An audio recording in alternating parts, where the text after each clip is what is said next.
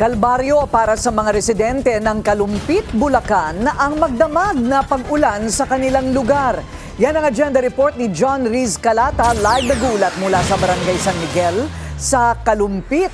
John Riz, kumusta na ang sitwasyon dyan? Alam mo, pamilyar, ganyan-ganyan din yung background ko last year.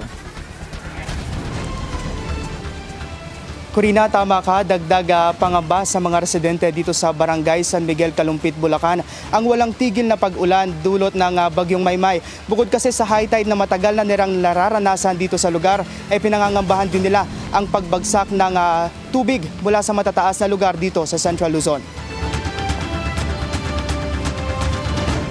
Dahil sa mga ulan nila, meron din tayong tinatawag na backflooding. Mataas yung level ng high tide at mararamdaman na natin yung tubig na naggagaling pa sa as far as Nueva Ecija, Tarlac, Pampanga. Pag ay sumalubong sa mataas na high tide, nagkakaroon tayong tinatawag ng backwater flooding o yung backflooding mismo. 4 na taon nang binabaha ang Barangay San Miguel. Kaya naman nagtayo na sila ng sariling tulay na gawa sa pinagtagpi-tagping kahoy at tubo para maiwasan ang araw-araw na paglusong sa abot hanggang dibdib na baha.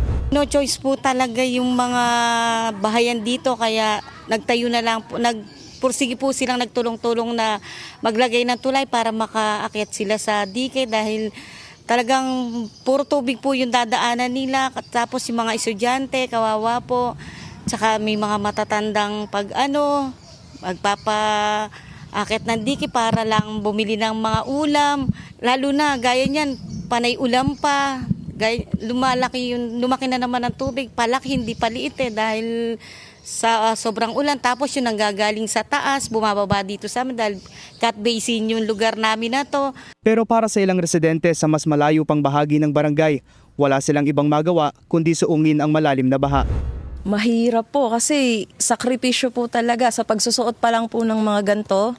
Ang hirap na po sa araw-araw na buhay namin. So, ang mga bata, estudyante namin, sasakay po sila sa pamamagitan ng mga ganun po.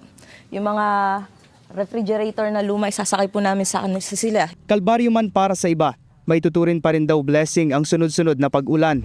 So kung nababalitaan ninyo, nitong mga nakalipas na linggo, ay bumaba sa pinaka-critical na level ang Angat Reservoir. So ibig sabihin yan, halos 150 below D170 na minimum dapat. Matatandaang mula sa halos 210 meter level noong unang linggo ng taon, bumaba ito sa mahigit 150 meters noong Hunyo.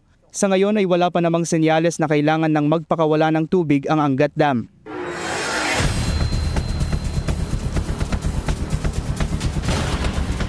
Corina, sa ngayon na mas malalim o abot hanggang dibdib ang tubig baha dito sa aking likuran na ayon sa mga residente ay madalas tuwing madaling araw ay mas tumataas pa dulot ng high tide. Balik sa iyo, Corina.